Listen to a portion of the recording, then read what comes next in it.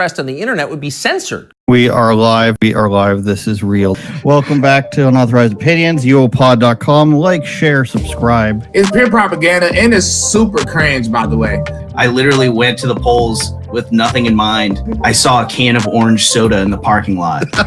And I was like, yeah, there we go. An unopened can of orange soda just chilling in the parking lot. I was like, yeah, I got to vote for Trump, dude. Your podcast sucks. It's mental, mate. It's absolutely mental. I'll be honest, I thought it was kind of offensive when you talk so much about the Loch Ness Monster.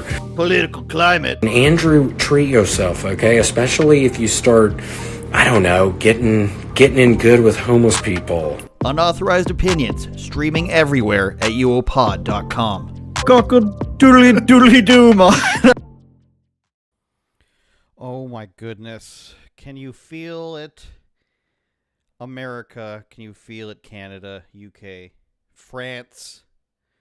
Can you feel the power of the Olympics? Can you feel the power of the most important opening ceremonies of all time? And we're going to get right into it on Unauthorized Opinions. Hopefully, you've had enough time to watch the previous episodes.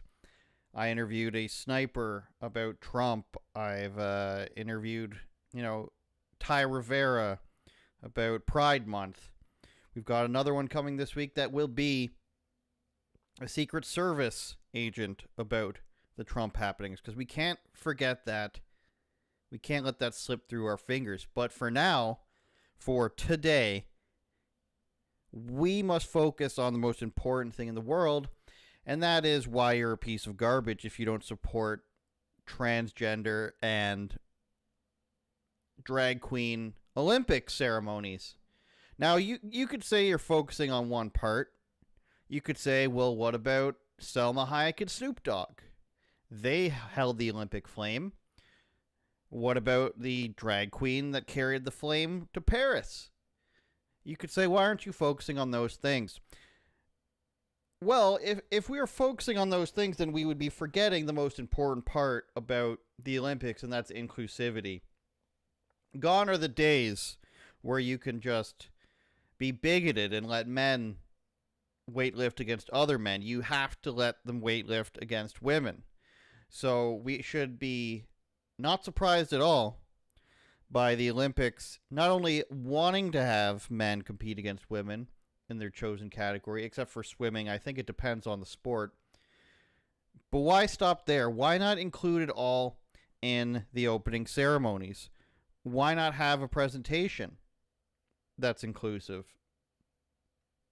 And not only must it be inclusive, we must replace all normal people with fat guys in drag and cross-dressers and morbidly obese women. That is what the future is if you're in France. Now, the mayor of Paris, and we'll bring this up after, but the mayor of Paris was all for this. She thought it was very important to have drag queens be front and center in the Olympics.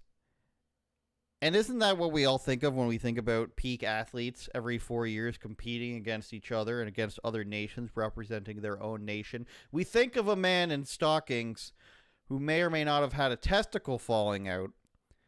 That's what we think of. We think of, imitating the Bible, imitating, pageant women. And we really think about grown men dressed as women dancing with children. That's what I think when I think of the Olympics. I don't know about you guys. Let me know if that's the case for you as well.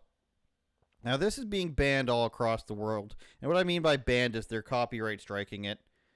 They took it down. They don't want people to copy it from YouTube. That's the obvious reason. But this is just a snippet of the opening ceremony, which maybe if you're rewatching this will be cut out because of the Olympic Committee, that they don't want people to steal this footage, even though they put it up.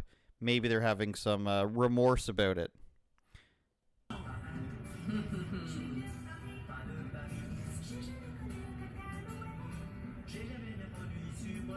So we're looking for a normal person on screen at all. We have a child for some reason, because it has to be a little bit creepy. I don't know if the person in the middle is a woman or a man. The rest of them are certainly men. We can pause there. Man, man, man, man, child. Man, man, man. And for audio listeners, these are all men dressed as women, by the way. And then in the middle, we have a morbidly obese woman. I'm going to guess at least 300 cheeseburgers she weighs. At least. Don't ask me what the cheeseburger weight is. But this is just one of the many things that people saw. And they were imitating the Last Supper. So the Olympic Committee and the person they hired to do this presentation, they don't, the same thing that happens with Saturday Night Live, they don't just say, hey, do this thing that we don't agree with and put it up for all the world to see. This had rehearsals, this had script writing. When Disney had John Cena walk out naked at the Oscars or something, but he was actually covered where it counted, and they had stuff glued to him and taped to him so it doesn't fall. These risque moments don't exactly just pop up out of nowhere. So France is just like, we need something that's going to really shock the world. And, an interesting place the Olympics would be for that. But they decide on like 36 drag queens, choreographed drag queen dances, choreographed naked guy dances with children. Really just a lot of choreography with men who want to be dressed as women and have sex with other men. And there's nothing wrong with that per se. There's nothing wrong with that per se. I'm just missing the connection to sport. Are there drag queens in the volleyball competition this year that we don't know about? Are there adult men pretending to be 14-year-old gymnasts competing for China? I mean, why aren't we doing this, China? Why aren't we sending out our Chinese super soldiers, but keeping them short enough and female looking enough to compete in gymnastics? If this is the precedent that's being set, maybe it won't be China. Maybe it'll be somebody who's less morally stringent than China. But maybe the UK and France need to just start throwing out, this is my team. Don't worry about their mustaches. These are 14-year-old gymnasts, because China has been, accused, or not even accused. They've been suspended, fined, whatever. They've been punished before for having underage gymnasts at the Olympics. So you would say that they were not allowed to lie. They were punished for lying. You can't lie about your athletes' ages. But I would dare anyone to say, hey, you're not a woman. Hey, you're not 16. What if a power lifter... No, that's not advantageous enough. We'll stick with gymnasts. What if a 25-year-old man who's just, a hardened gymnast, gold medal gymnast, says, hey, if I compete in the women's category, I can win 6 medals instead of 1. What the advantage of him being 14, I'm not sure about yet. I'll get to that, I'm sure. But what's to stop him from saying that? I guess we're already there. But if it's in a category where something's like, the under-19 soccer team, which is typically how they do it for Olympics, what's to stop somebody from just saying, I'm an 18-year-old girl. I get to play on this team. Well, how far can we say, how far is it until it's not inclusive to disagree with somebody? That's what I'm truly asking. If you say, no, you're not a 17-year-old girl, can you now say, prove that to me? Or is that mean? That's where we're going. Now, I want to clear up one of the controversies that people are talking about at the Olympics, and that's this guy who may or may not have had his testicle hanging out, and that's what people are saying. And when you look at the tweet and you see the arrow pointed at this guy, and it's wild that we have to pick what's on screen to talk about, because this is a fat naked guy on top of a bunch of fake food and flowers, I believe. But at first glance, YouTube, it does appear to be a male testicle, but it is not. I implore you, the rest of the internet, to zoom in, and we're going to try to do that for you here, and you will see the explanation, and we can't for some reason. Maybe we can do it on the regular page. There we go. It is actually just a rip in his stockings. So this is not actually just a man with a testicle hanging out. This is just a man whose pantyhose is ripped on live TV, and he's just partying. He's got makeup down here to his neck where he stopped for some reason, or his tan just stopped at that part of his neck. Unknown if it's makeup or bad tanning, we're not sure. But this is, in fact, not nudity YouTube. This is not worthy of striking my channel for. This is actually just a rip in the man's pantyhose that appears to be a testicle but is not. And then we can, if we wanted to, we could talk about the guy on the right who's actually a naked guy painted blue. You can see his nipple right there. So that's what we're dealing with the Olympics. And people started circulating pictures of Trump holding the Olympic torch. I thought that was kind of funny. You got a bunch of pictures. This was Athens, Greece, I think, 2004. Trump's looking awfully youthful here. So that's a little bit of the difference. And I wanted to bring up, if I can find it for you, which I can. I am confident that I can. What the Paris mayor said about all of this when they were having a drag queen escort the Olympic flame to Paris. So here's an article I wrote about a drag queen, Snoop Dogg, and Selma Hayek all being torchbearers for the Olympics. A strange combination, you might say. Snoop Dogg didn't even smoke out of the Olympic flame, which you kind of expect him to. I don't know why he wouldn't. And they all had partners who ran with them. I don't know who Patrick Bruel is, a singer. I'm not sure why they're there. French soccer trainer. Okay, I guess that helps. Snoop Dogg was with what I'm guessing is a man, and then another rapper. But they chose a 33-year-old French guy named Arthur Reynaud, who goes by Minima Guest. Sounds German.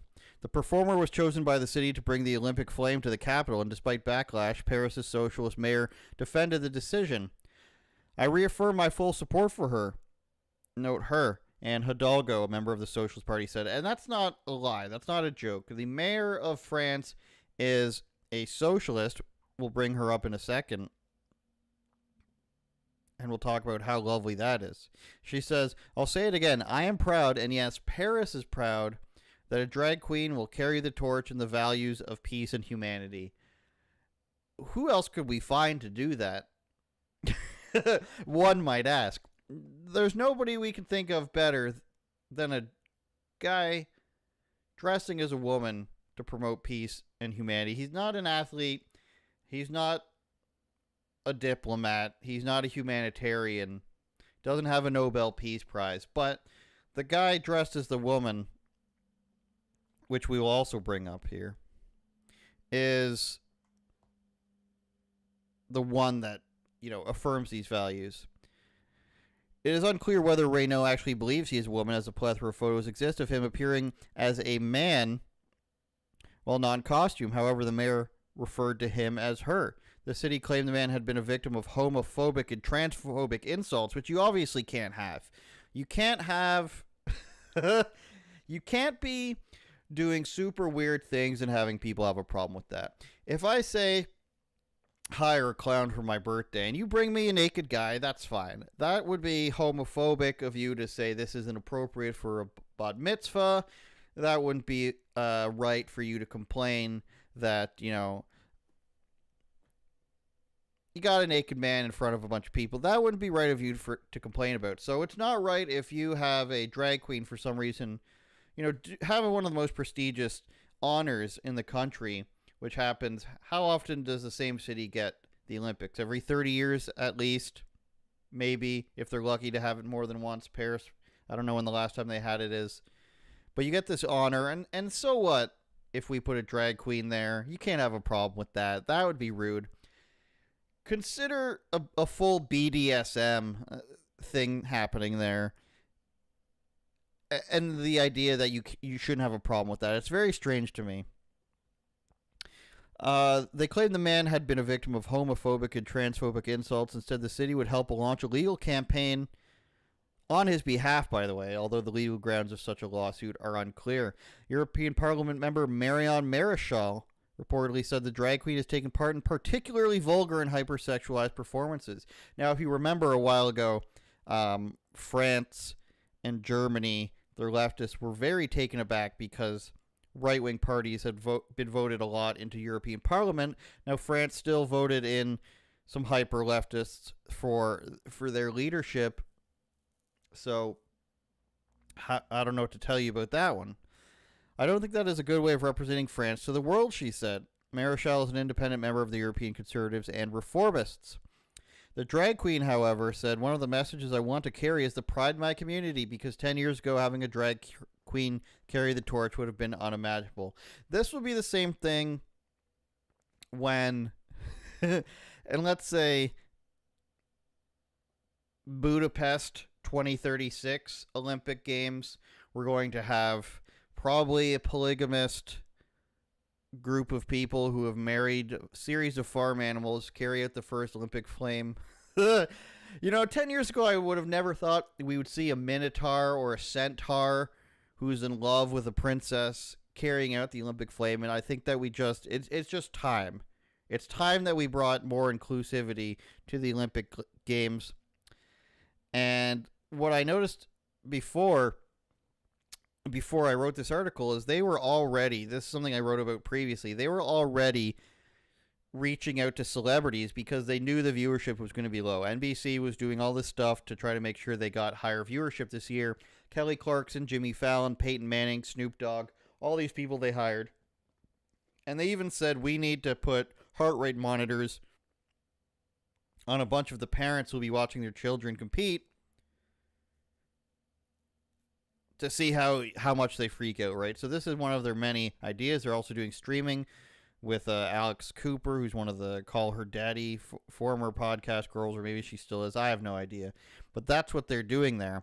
I want to show you, this is the drag queen in all his glory regularly. So I don't know why they're calling him a he, or a she, sorry. He looks like a regular gay dude when he's not dressed up. Maybe he's got a few satanic tattoos. We don't know. We don't know what's in this bag that looks like it's got like piranha plant teeth. Nothing like posing for Getty Images photos in front of your fridge. That's a winning photo. Pulitzer Prize right there. I wanted to bring up the mayor of Paris, Anna Maria Hidalgo Alou. For some reason, she goes by Anne. She's how old? A 65-year-old socialist. Aren't those the best socialists?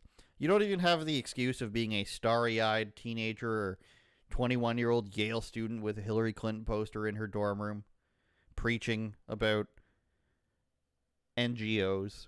You have a 65-year-old Spanish-French mayor who's a woman who's a member of the Socialist Party. Imagine like 200 years ago, they were just like, the mayor's going to be a socialist one day. You'd be like, that's insane. Or even after World War II, a socialist mayor, you'd be like, that's insane. I hope we actually don't get a 65-year-old female socialist as the mayor. But this is what happens in these major cities. I mean, you got Sadiq Khan in London. You've got Eric Adams. I don't even know who the mayor of Los Angeles is. You've got Chinese lady in Toronto, whose name I'm forgetting right now, but she's a socialist as well. You've got all these crazy people leading these large cities down the tube. And who votes these people in?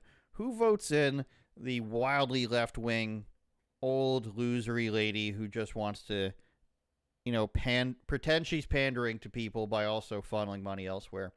It's voted in by the children of rich people that can afford to live there. You can't afford to live in downtown Paris. You can't afford to live in downtown Toronto or New York. Only a select amount of wealthy people can live in these places. And it's their children who are voting for these crazy left-wing mayors. They don't have to pay taxes. They don't really do anything. They probably go to NYU film school and think that just like filming a transgender person having sex is art, and they'll put it in black and white and it'll be picked up by Paramount or something like that. But these are the people that are voting these people in. What what young person understands what they're doing? I'm not sure. But it's also contradictory in the same sense. There's always these complaints about the old white people. They're ruining society, and in a way, they're good complaints when they're talking about liberals. But these young people, they just say in general, it's old white people are the problem, and then they elect a 65-year-old socialist woman. I don't understand it. It's the conundrum that as long as you agree with somebody, the identity politics don't matter as much, and it's not something I understand. Here he is again, folks. I'm not sure exactly what's going on there. I couldn't tell you, but I can tell you we're going to move on. Because we want to sort of stick with the Olympics, the Olympic theme a little bit here. There is a female soccer player. There's more than one of those in the world, actually. She plays for the U.S. women's national team, and she waited till about 3 days before they played their first Olympic game, and this female soccer player decided to lash out at a player who, in April, shared some Christianity. That was her problem. She also did a little bit of mean-spirited memeing, a little bit of trolling, as we like to call it. But this lesbian soccer player, I'll drop in the bucket there, which is true. She came out and did an interview with a social activist for ESPN, who now has a radio show, and she decided to condemn her teammate for sharing this stuff online. So this woman's name is Tierna Davidson, the girl on the left here, and she is, according to Fox News, a lesbian. I don't want to hear anything about soccer players. I don't want to hear anything about the way she looked. Fox News made the judgment. They're the uninclusive people, not me, okay? This is the girl who's complaining, and this is who she's complaining about. We won't make any other further comments about why the lesbian would be complaining about this. U.S. women's soccer player Tierna Davidson argued that it would be more difficult for the squad, being the U.S. women's soccer team, to represent gay people after her teammate shared a religious video on social media. So she was talking about the fellow player, Corbin Albert, who's 20 years old.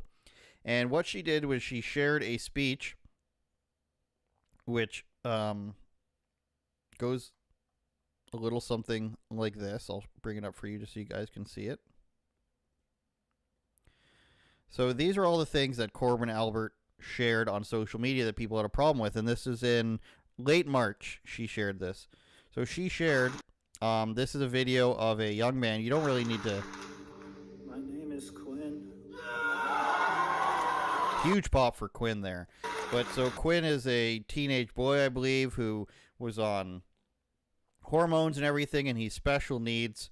And he talked about how he started feeling he was addicted to pornography, didn't feel like a boy anymore, went down this path, and then basically came out of it, stopped transitioning, and he became religious. That's one of the things she shared, and that was, of course, mean.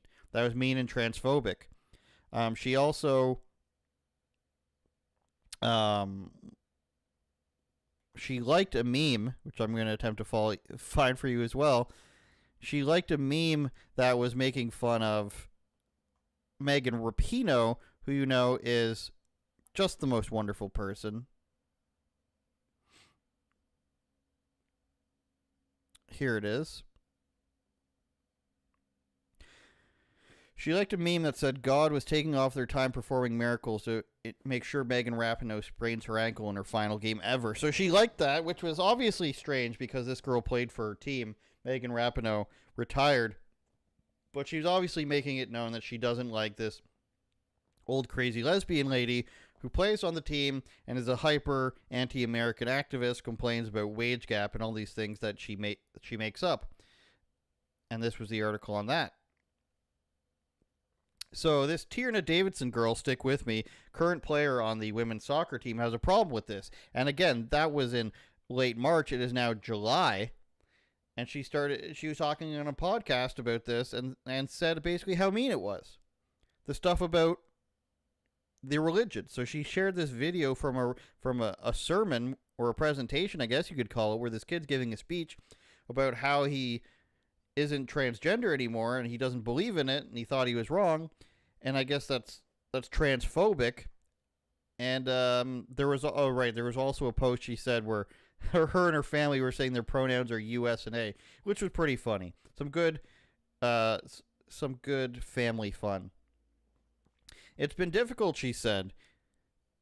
And then again, Davidson, who's gay, according to Fox News. It was difficult for me when it first happened, and it's been hard to hear how fans have been taking it because I feel like I want to be able to represent the queer community really well on this team. And so I want to have fans feel really welcome and feel like they can see themselves on this field. So I don't want there to be any sort of feeling that they aren't welcome here. I think it's a difficult situation that has obviously affected me personally, given what she was speaking on. I think that it is something you have to learn as a young player, especially with the platform you're given. So you would think this girl's, in her mid-30s or 40, the way she's talking. She's actually only 25. And she's criticizing this 20-year-old for being a young, stupid idiot who doesn't know what she's doing and doesn't know her responsibilities. The idea that presenting somebody who no longer wishes to be transgender, who no longer wishes to take hormones and is religious now, the idea that you get to complain because you feel that is anti-trans or hinders your activism in some way is absolutely ridiculous. This woman is complaining that because somebody on her team shares a different opinion than her, that it will be hard for her to present the whole team as agreeing with that ideology. So she wants to be able to have the whole Team USA team be super pro-trans, super pro-rainbow everything, super alphabet people. She wants to be able to say, hey, this is the most gay team we've ever had. Something like they always like to say, this is the gayest game we've ever had. This is the gayest team, gayest movie, gayest Star Wars, all this stuff. She wants to be able to say that. So one person comes out and doesn't even say anything really, just notes that she doesn't care for the activism and actually just promotes somebody not being transgender in her religion. And now this person can't claim that this team is a full-blown activist team, and that's her problem. You're not allowed to disagree, is what she's saying. That even you voicing your opinion is contradictory to me voicing my opinion, and my opinion is way more important than yours. Even though, you can say that everybody's going to say that they're right and wrong, and that's true. But I'll just go ahead, and I think we've reached a point in history where we can say, maybe Olympic soccer team, not the place to be, pro-trans. Maybe not. Just hear me out here. There's a sport at hand.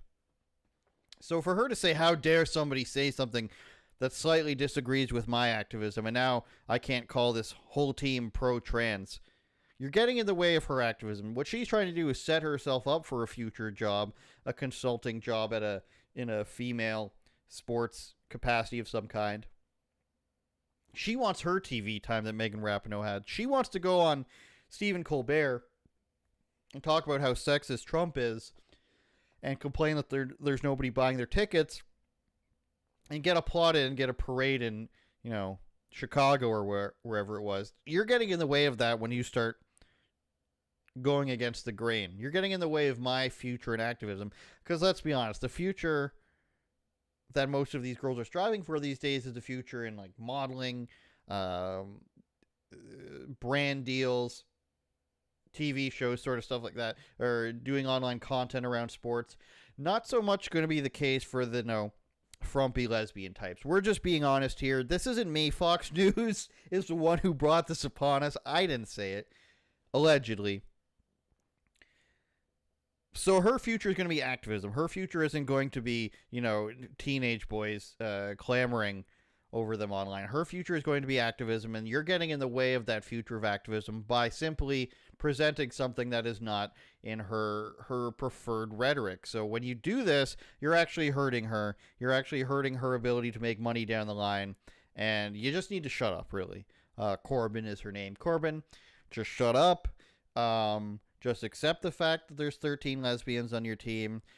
Don't think that you get to express your religion. The religion here is not soccer. The religion here is Megan Rapinoe and getting children to transgender. I don't even know what I'm saying. Getting children to commit to transgenderism. Therefore, there can be no future. So they just buy things. Just give this other girl a consultancy job at a university. Give her a speech, give her an honorary degree. That's what you're getting in the way of, Corbin. You need to just shut your mouth. She did apologize, though, back in the day. Back in March or April or whenever that was. And this is what it was. I want to sincerely apologize for my actions on social media. Liking and sharing posts that are offensive, insensitive, and hurtful was immature and disrespectful, which was never my intent. I mean, it was probably foolish of her to like the thing about Megan Rapinoe. But maybe she just doesn't like her. It's sports. Sports, you're supposed to be allowed to say, I don't like that person, and we'll solve it on the field. I'm really disappointed in myself, and I'm deeply sorry for the hurt that I've caused my teammates, other players, fans, friends, and anyone who was offended. I truly believe that everyone should feel safe and respected everywhere and on all playing fields. I know my actions have not lived up to that. For that, I sincerely apologize. It's an honor and a privilege to get to play this sport on the world stage and promise to do better. What did she do that makes people think that, gay people can't play soccer? There's multiple of them on the team, so it can't really mean that. Her saying or not saying anything does not prove that. It's like when you go to a coffee shop and they have this rainbow flag on the front, or a drugstore and they have this trans flag and they're like, everyone's welcome here. And you're sort of thinking, in 2014, I wasn't really thinking that cross-dressers weren't allowed in here. I didn't think that was a thing. I might notice, but I didn't think that we were beating them with paddles like it was Dazed and Confused and getting out and kicking them out on the streets. I didn't think that was happening. So the fact that they put the sticker on is very confusing. That's what they want it to be like. If you are not overtly supporting the cause, then you're an evil person, and don't pay attention to how this actually lends to the credence that I am the one with the problem. That's all I'm saying about that. So we've got an Olympics where we're focused on sexuality and gender, but we're not focused on the truth of it. Because if we were focused on the truth of it, then we would say, what are these men pretending to be women doing? But we're focusing on gender ideology at the Olympics. And what the gender ideology says is, you're not allowed to talk about it, but we can talk about it constantly. And then if you disagree with it in response, you're evil. So don't talk about it, you're bad. Talk about it in any way that we don't want you to, you're also bad. And talk about anything you like, you're also bad. So basically we're going to come to an Olympics where it's naked guys figure skating, dressed as women somehow, but also in BDSM uniforms, and you're not allowed to have a problem with it. It's just going to devolve to that, and the Olympics will keep pumping out money. And isn't this sort of indicative of how none of this money really matters, this money circulating around? Let's tank the Olympics. Let's tank Bud Light. Let's tank Disney. Let's tank major video game and movie corporations. It's just funny money to some people. And if I'm to reference Entourage, I mean, in that show, they show that movie movie studio owners, that's just part of their portfolio. So and yes, it's fiction. But the idea, I think, is out the window that this matters to them. There's people who have so much money that destroying the legacy of Disney doesn't matter, as long as they're pushing the narrative into the ground. There's people where they can make an entire video game studio that generates at least a few $100 million a year. A movie studio is going to even be more. And it doesn't matter if they tank it, because they want to push this ideology on people to keep them down. That's basically where we're at here, is realization that it doesn't matter what they're doing, really. This never mattered. The Olympics never mattered. Whether or not you drink Bud Light never mattered.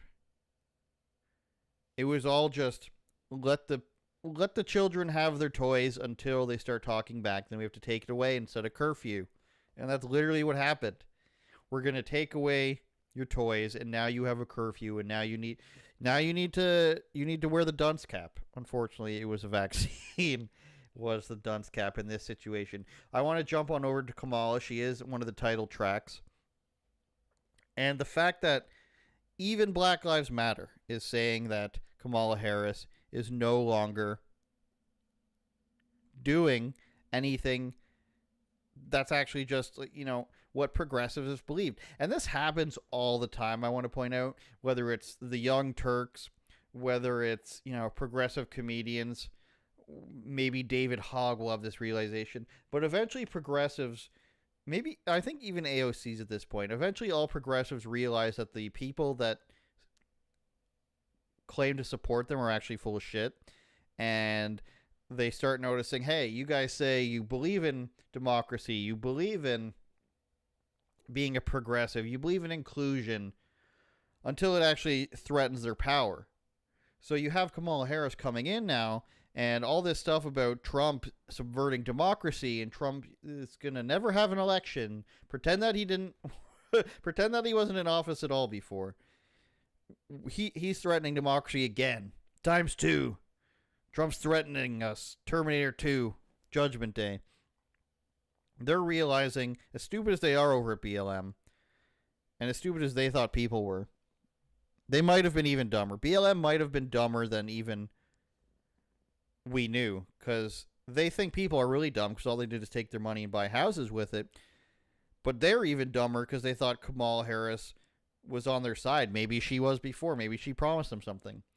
But they're reading, they spell out a timeline of events. This is their official major page, it looks like. Almost 1 million followers.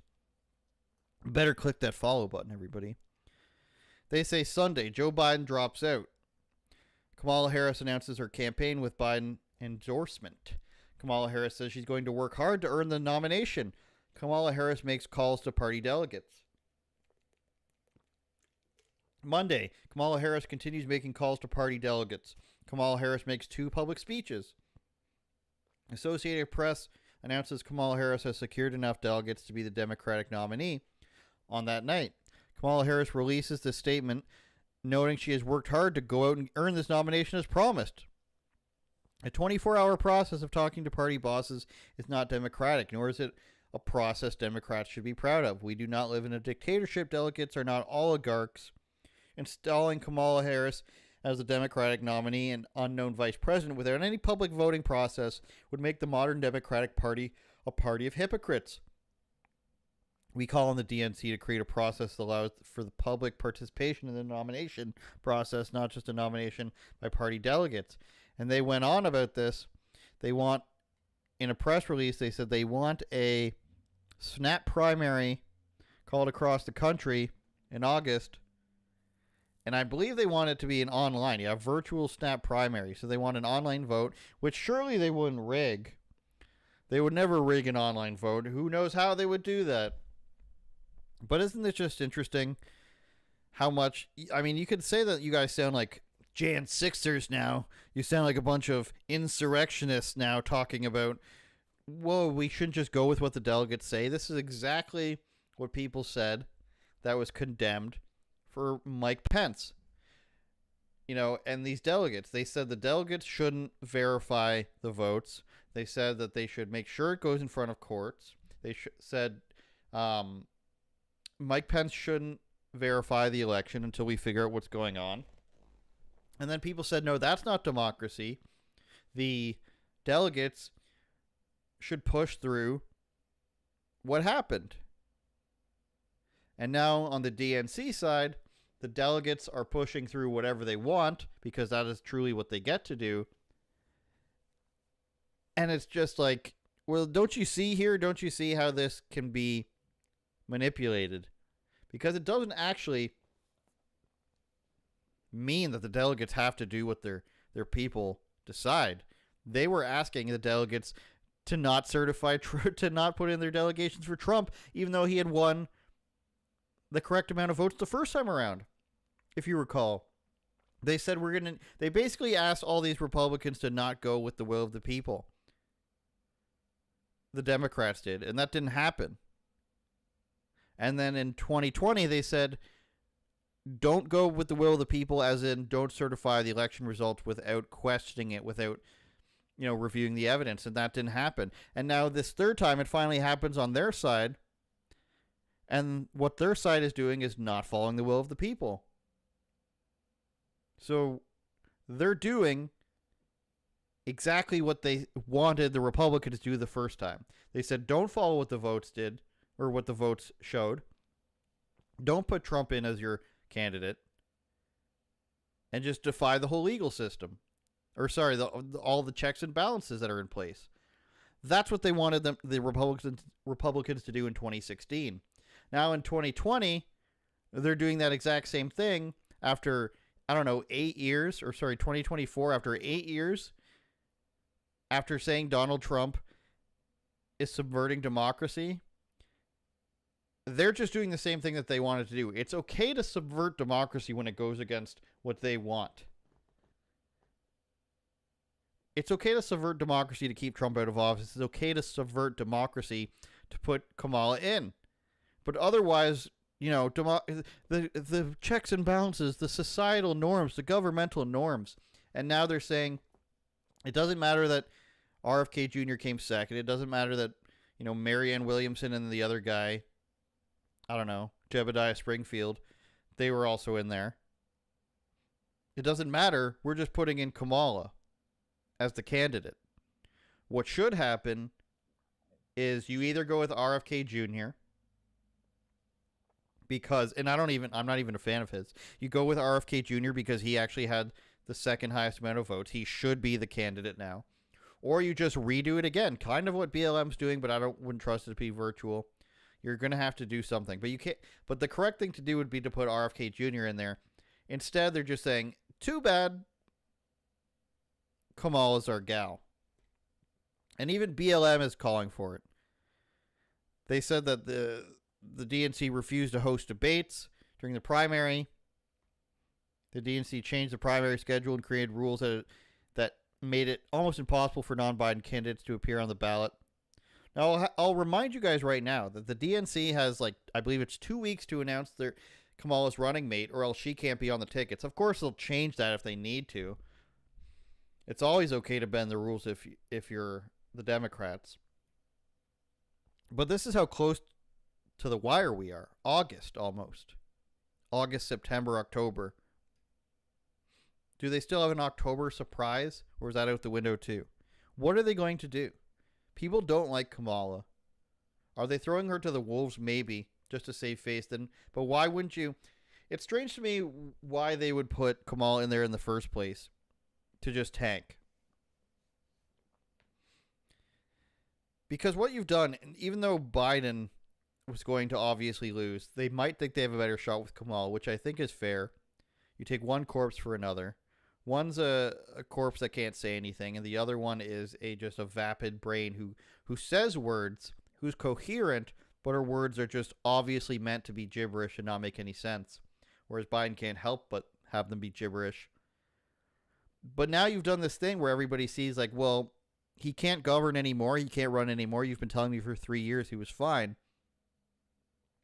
That would have to mean that they think that Kamala has that much more of a chance than Biden, which is strange considering she got 1% of the vote. She was the first person to drop out of the 2020 primaries for the Democrats. People forget that. People forget that nobody likes Kamala. And I'll give you guys a little bit of an anecdote here. Playing a video game the other day online, and the average nerdy male is generally more liberal because they spend too much time on the Reddits, and they don't have any strong male friends or strong role models. And nothing against nerds. I play video games. I'm willing to sit down and play a nice game of Risk. But the typical friend that everyone has, maybe one guy out of your group of 5 or 6 guy friends, is like this, where he's a little bit of a loner. He spends too much time online in stupid circles on Reddit and different other websites where it's all other people of that ilk, and they tend to form these opinions that are very progressive because they see women online that they're attracted to. Maybe they're cosplayers or whatever they are, but they listen to these women that they wish they could be with, and they espouse these progressive opinions. So they they take those on in an effort to get attention from them. It's the same thing that happens in newsrooms. Same thing that happens in like these online outlets and in the sports world. These weak men take on the opinions of the women around them to try to impress them. So I'm talking to people on this game, right? And a few of those guys start chiming in about the election, and they say like, "Well, why would you vote for like Trump's too old now?" This is their new thing that they're saying is, "I thought Biden was too old, and now you want me to vote for the other old guy," as if there's no difference between the brains of Trump and Biden. So this is the level of complexity that's going on in the Kamala campaign and the Kamala supporters, even amongst the Orange Man bad people. Whereas in 2016 and 2020, they were kind of like, 2016 they had the best, right? Because they could say he's a Nazi. They could say he's going to do all these terrible things. 2020 was a bit harder. But that's why they did what they did to secure the election for 2020. Now you've had Trump. You've had 4 years of Biden, which is obviously worse. You have the border. You have the votes that showed Kamala was bad. You have the latest primaries showing that she wasn't in that. Like they had the 2020 vote that shows that she is unelectable. The 2024 primaries that shows should be somebody else. They have the border, which she was in charge of. Now they have to lie and say she wasn't in charge of it. So they really don't have much left to support her on or to even claim, because it's all out there. So now their thing is, Trump's also old, even though there's an obvious difference. The people who are coming out for Kamala, they don't have anything to fall back on. They don't have any claim they can use. They're not even using the black, being a black woman thing, because from a left-wing point of view, Kamala was on the side of the police in California and put too many black people in jail. So that argument's immediately out the window. As soon as a white person says that, then they say, well, what about this? And they're handcuffed, because this is how they're taught to talk about race. It's like, this race is better than me, so we can't put them in jail for anything. But Kamala put them in jail. And Kamala's family also owned slaves, so what can we say about race? It's very, very thin ice they're tracking around on. And I talk to these people online and they say, well, Trump's old too. And you're just like, well, that's obviously a misnomer. That obviously makes no sense. Why are you voting for Kamala? What reason do you possibly have to vote for Kamala? You'd have to be crazy to think that Trump can't do a better job and didn't do a better job. And then it is honestly and seriously crickets from there. It's just like, well, Trump is, they don't have anything to say. Trump is old is their only thing. And Orange Man bad. Aside from Trump old and Orange Man bad, Trump's crazy. Can you believe it? He's a felon. All these pretend things. People are a lot smarter politically than they were 8 years ago. The vast majority of people know that the felonies are nonsense. The arrests are nonsense. He almost got shot. He almost got killed. That weighs on people's minds. That everybody said they're going to try to kill him, and somebody tried to kill him. And they're really honestly out of things to say. And it's flabbergasting, but also very interesting to watch people try to come up with these reasons, because these people that the people that they converse with online are also out of reasons, but they're not challenged at all. So they come up like, they said Biden was too old. Now look how old Trump is. And then case closed. Carry on with your, drawing penises on dragons and everything is what they do online, I'd imagine. So it's the idea of not going challenged on this. They don't really have anything to say. So when they've run out of placating statements and social justice angles, they can't use racism. They can't use subverting democracy. They can't vote. They can't say popular vote. They can't say Kamala's popular. They can't say that, Republicans just want to run forever and that Trump's going to never leave office because he did the first time. They've run out of everything. And now they have this thing on their hands where they said that Joe Biden was fine and he's not, and we have to replace him. So what are they going to do? The surprise of Gavin Newsom doesn't seem to be coming. I don't know. But what are they going to do? I would love to hear what their plan is. how much time do we have left here? This was the BLM. We definitely wanted to show Kamala Harris out there getting votes. So this is the equivalent to Trump going to 16 25-year-old white guys with MAGA hats and shotguns and going on the show and saying, you know, I love you. But it's not even that. What's the smallest demographic that Trump could go after to secure votes? Would it be like Hispanic American baseball players who were doing the doing the celebration, like pandering to like an extremely small group of people? That's what Kamala's out here doing. She's pandering to people who watch RuPaul Drag Race, which is going to be white girls with nothing to do and nothing to watch. They've run out of things to watch so long ago that watching guys dress up as women and compete as if they're in a pageant, that's where they're at now. That's where these women are at. Women doing their makeup is not enough any longer. We need men doing makeup and being pageant moms.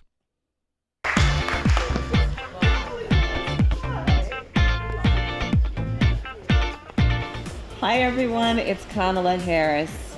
Listen, each day we are seeing our rights and freedoms under attack, including the right of everyone to be who they are, love who they love, openly and with pride.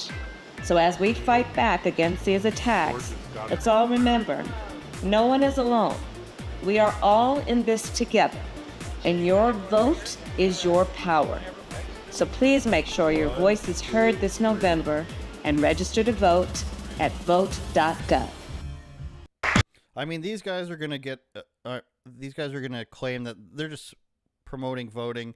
Obviously, they're promoting a left-wing agenda to make them feel better to say, we're just saying vote, we're not saying who for.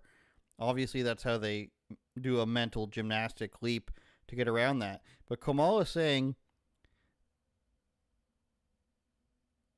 our laws, what is it? Our rights and freedoms are under attack, including the right of everyone to be who they are, love who they love, openly with pride. There is no legislation trying to prevent you from loving somebody. There is no legislation saying you are not allowed to be openly gay in public, and there is certainly no legislation or right for anyone to be who they are.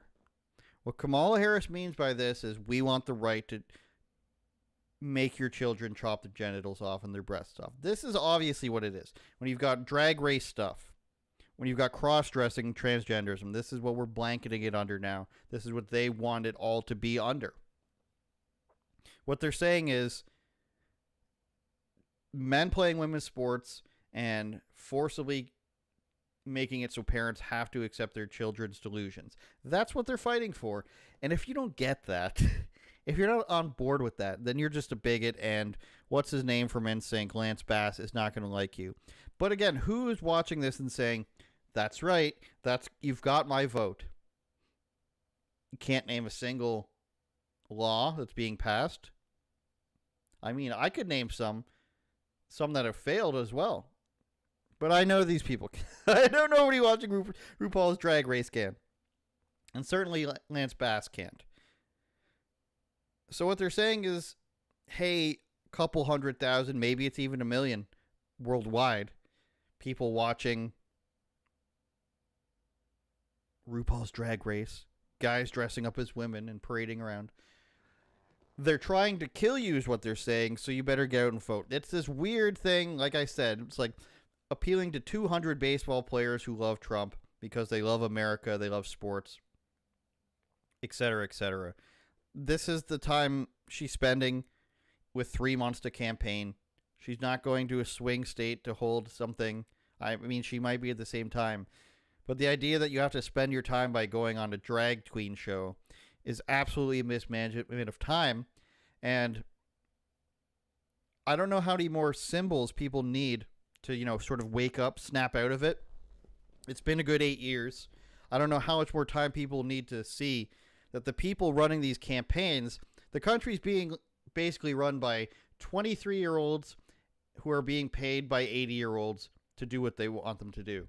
You've got these social media managers. You've got marketing people. You've got all these young white girls and brown girls who are doing these horrible campaigns that fail, these horrible video games that fail, coming up with ideas for multimedia and TV shows that fail, writing terrible tweets. Karine Jean-Pierre's up there basically retarded. Doesn't make any sense. Allegedly. And there's still people who are like, no, this is the right. Orange Man bad. J.D. Vance bad. He called lonely women lonely. Like, what is it going to take? Because we all know as men and women who are in orbit, we'll use as a term of these politics. We all know exactly the type of person that falls for this stuff. It is indeed the lonely person. It is indeed the person who reads nothing about these things. It is indeed the RuPaul Drag Race viewers. What else do you need to know that this is being pushed into your face on purpose? I don't know what it's going to take. Is it going to take someone knocking at your door and being like, you need to cross-dress right now or you're going to jail? You're coming with me. People will do it. People will cross-dress in front of the police officer in order to avoid jail. I did it yesterday. But I don't know what it's going to take. Because people can't come up with these excuses for Kamala. And I don't know what they're going to do when Kamala's big moves are, hold rally at gymnasium. I guess that's what you got to do. Or go on the drag queen show. I want to finish with the FBI getting a payout here. And what this is if you remember the FBI text messages between the two agents who were involved in a relationship, and they were not fans of Trump, let's call it. It was Peter Strzok. They wanted me to pronounce it Struck, but I refused. Peter Strzok, Polish guy, and Lisa Page. I knew it was Lisa Page. I had to read it. I was like, Carter Page, Lisa Page. But they had a lawsuit because of the unmasking, I believe. Because of the fact that their names were uncovered in this plot against Trump, which we all knew was happening, where they said, I don't want to misquote, so allegedly, hearsay, whatever, Your Honor, something along the lines of, we're going to get him, right? So let's take a look at this. They have just settled, or had a lawsuit settled in their favor. Can we zoom in? So this is Ted, an account that's called Ted Frank. He says the Biden administration launders $1.2 million payment to Peter Strzok and likely a similar payment to Lisa Page through settlement of likely doomed lawsuit. The Justice Department on Friday settled a lawsuit. This is Adam Goldman of the New York Times, settled a lawsuit with two former FBI officials who accused the Trump administration of violating their privacy by sharing their texts disparaging former President Trump with the news media, according to court documents. As part of the settlement, the government agreed to pay the former officials, Strzok and Page, concluding at least some of the litigation. The amount was not disclosed in court filings, but Mr. Strzok's law firm said he received $1.2 million, so that's just him alone. Their text incited a political firestorm after the Justice Department in 2017 invited reporters to review them at night before handing them over to Congress. Then a senior FBI counterintelligence agent who helped oversee the Bureau's investigation into the Trump campaign's possible ties to Russia in 2016, Mr. Strzok exchanged inflammatory messages with Ms. Page, a Bureau lawyer involved in the inquiry. That was her, Ms. Page, a Bureau lawyer involved in the inquiry. Republicans seized on the text.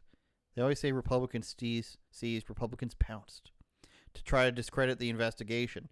This is such a poorly written thing from the New York Times. The agreement is likely to anger Mr. Trump, who has rallied against the pair for years and leveled baseless accusations of a witch hunt. Baseless accusations. So, parsing through the crap here from Adam Goldman, what really happened is these two were investigating Trump. Their text messages came out. They were involved with each other. They said, we have a contingency plan. Basically, this is not verbatim. We're going to get him. This is not verbatim. They said all these things that made it sound like they had a plan to stop Trump from taking office. It was embarrassing for them. They had embarrassing behavior, in my opinion. And now they're saying that they're suing they sued the Justice Department for these things coming out. And this is what this person means by laundering money, is that the Biden Justice Department is paying them off now, probably for a job well done. So here's the actual settlement document. In consideration of plaintiff's agreement to dismiss his Privacy Act claims in the action with prejudice as described in paragraph 3 below, and subject to the potential offset described in paragraph 2, defendants agree to pay plaintiff in the amount of $1.2 million, which shall be in full and final settlement and satisfaction of all claims for damages or other monetary relief, equitable relief, attorney's fees, expenses, and costs arising out of the Privacy Act, including but not limited to those recoverable pursuant to blah, blah, blah. So what this means is that when Republican stuff gets leaked or stuff from the Trump administration gets leaked, it's fine, it's news, we all need to see it, what do they have to hide, transparency, everything. But when FBI agents are in a relationship and talking about Trump and talking about ways to get him or whatever it is they said, that's actually a violation of the Privacy Act. The Justice Department is going to get sued, and we're not going to pursue it here. The highest legal department in the land is not going to take this. So we're just going to give these guys $1.2 million. What that makes it seem like is that they're congratulating them for a job well done and saying you're not going to face any punishment for this at all, and here's some money for the good job you did. That's what's going to look like to anyone who's familiar with the situation. It's kind of like rewarding the January 6th committee people with a lawsuit. You could argue that the guy crying, I forget the congressman's name, but him crying on TV, talking to the Capitol Hill police officer that was never in any danger. You could argue that information coming out was damaging and it shouldn't have come out, so the Capitol Police officer should then sue the Justice Department, and then they'll settle with him for $1 million or whatever to say, you did your part, now go off into the weeds, start a different business, do investments or something. That's how this looks. But the Democrats don't care. The Democrats say, don't subvert democracy. Anything you do is when they can't say that, they say outside the norms, outside the typical norms of the government, and then they just do whatever they want. Primary elections don't matter. The border doesn't matter. Amnesty for everybody. Put all these people into a homeless shelter in New York and put them in the airport in Chicago. You can't commit any crimes, but these people, they should be able to work. Anything the Democrats do, it's fine. It's because they love you. Anything that a right-wing person does, any tax they try to cut, there's bad Republicans out there, of course there are, but anything that the right-wing people try to do, it's the end of the world. But Trump gets shot, and basically it's out of the news cycle. We're going to question if he's even been shot. That's where we're at right now, and the Democrats have a real problem with the fact that people are starting to pay more and more attention to their complete and utter nonsense, but they found a way to be victorious before. And that's where we're going to leave it. We're going to leave it there. UnAuthorizedOpinions.com. I've got a backlog of videos. Like I said, this week we will have my conversation with a Secret Service agent. He was a coordinator, I believe was his position. He's got a crazy story about 9/11 as well, so stay tuned for that. I've got a backlog of a video of interviews that I did at a tech conference. You're going to like those. And we've got some more fun stuff coming up in the future. So as soon as I can get everything pumped out, we're going to have a steady stream of more and more content. I've got a guest in mind for a future podcast coming up, maybe next weekend. So stay tuned, uopod.com, patreon.com/uopod if you want to support the show. Thank you very much. Don't forget, put on a dress, watch the Olympics. Just do it. Turn it up, Jordan.